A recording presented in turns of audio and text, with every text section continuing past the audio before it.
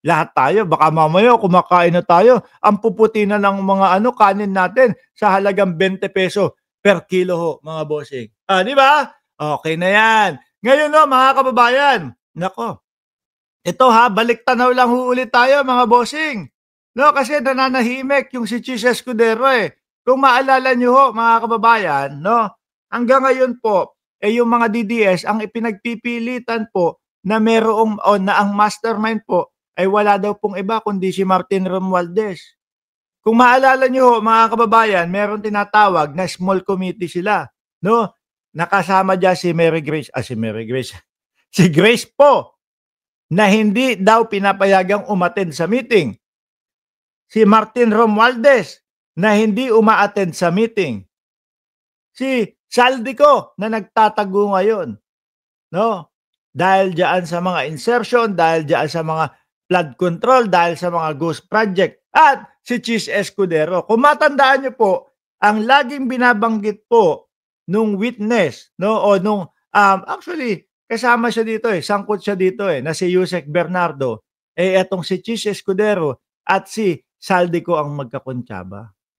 Kaya wag ho nating aalisin sa isipan natin 'yun, na sila po yung idinidiin at sila po yung sinasabi na mga, utak ng mga insertion na ito. Kasi po baka mamaya pati sa atin 'to maging anghel na si ano, si Saldico.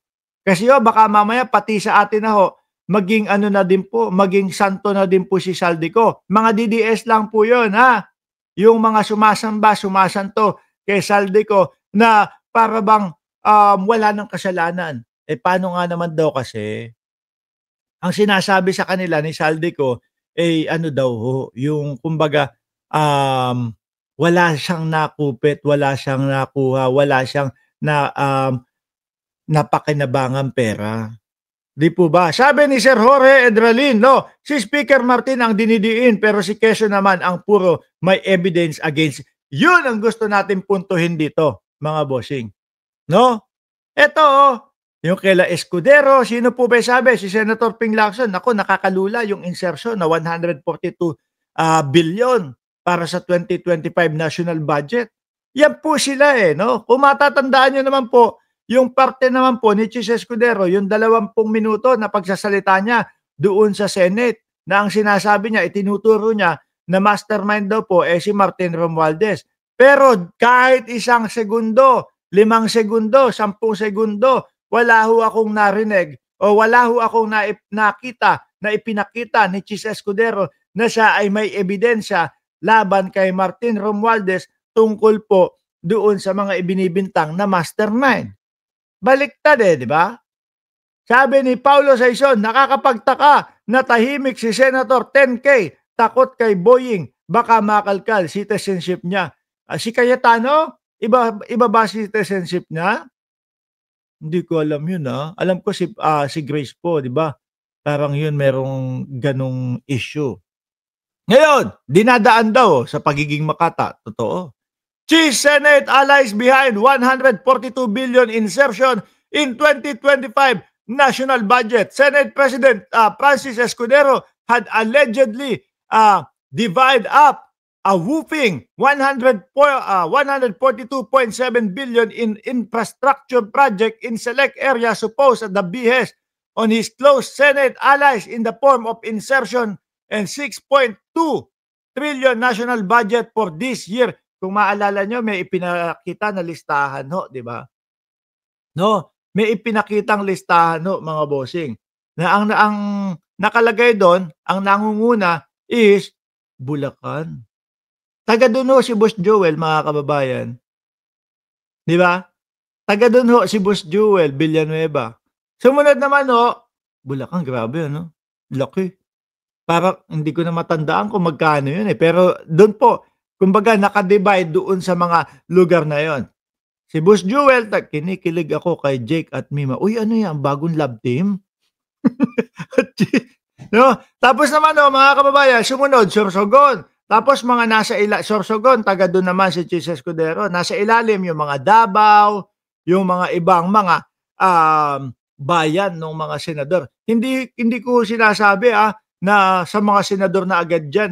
Pero Kumbaga baka natiyempo lang ho na taga do'n yung mga senador na iyon. Ayan din po, pati po si, um, Senate Pro Tempore, no, Panfilo Lacson. Almost all senator had insertion in 2025 budget, no?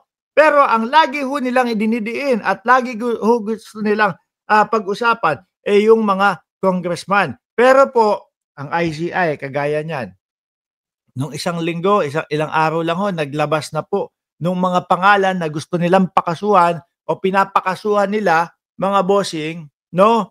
Um, sa ombudsman, yung mga congressman. Pero siyempre, wag po kayong mag-alala. Wag ho kayong mag-alala, mga kababayan, dahil po, wag po kayong mag-alala. Bakit?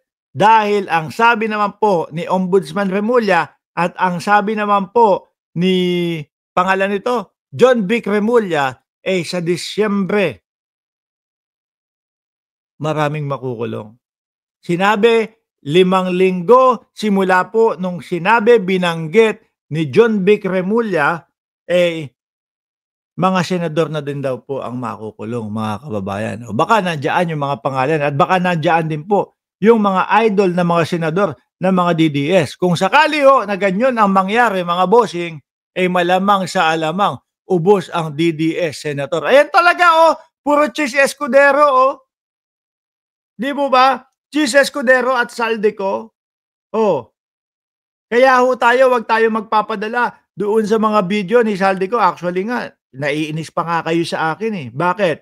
Naiinis kayo sa akin sa kadahilanan po na nababagot kayo at hindi kayo naniniwala kay Saldico. Pero ako, pinapalabas ko pa din ang pinapalabas. Tinigilan ko na nga yun eh. Di ba, Mabel Kinjo? Bakit kaya nag-error ang mga comment ko? Nakikita ko naman, Mabel. Tinigilan ko na ipalabas yung mga video, no, ni Saldico. Bakit? Nakakaubos. Nakakaubos ng pasensya. At nakakaboring, nakakatamad, nakakaubos din ho ng viewers, mga kababayan. Nandiyan na si Alaga 143. Sabi ni Sunny Rap, oras niya sa live, maaga na. Oo, kapag ka umaga. Alas 7 na ng umaga tayo, mga boss. Okay? Kasi kailangan ako doon sa trabaho. Lalo na pag January. Ewan ko pag January kung magkita-kita tayo, mga kababayan. Madaming ano doon, madaming mga sign up sa gym, madaming mga sign up sa personal training. Di ba? Malabo tayo magkita-kita nun. Pero pipilitin ho natin, mga bossing. Okay? Ayan, puro Chis Escudero talaga at Saldico ho, mga kababayan. Kaya yung mga sinasabi nila, Martin Romualdez, pang-divert na lang po nila yan, mga kababayan. Upang sa ganon, mawala sa kanila yung mga issue. Sabi ni Lutgarda, Idol, bakit di na natapos? Tapos yung issue sa mga Duterte, ayaw din nilang tapusin ng mga Duterte.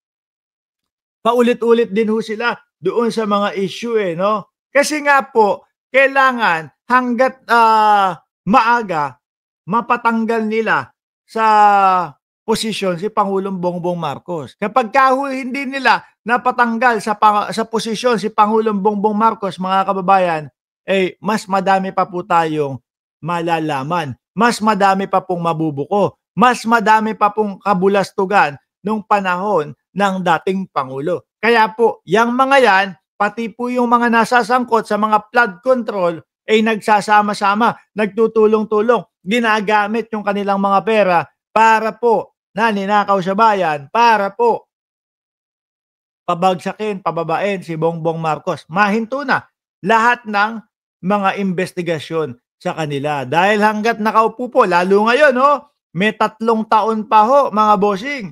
May 3 taon pa ho, mga kababayan, si Pangulong Bongbong Marcos, mahaba pa po yan. No? Ang panigurado po, madami pa pong makikita, mahuhuli, masasangkot po dyan, mga boss chief amo, sir. Kaya ayaw tapusin ng mga Duterte yung mga issue na yan.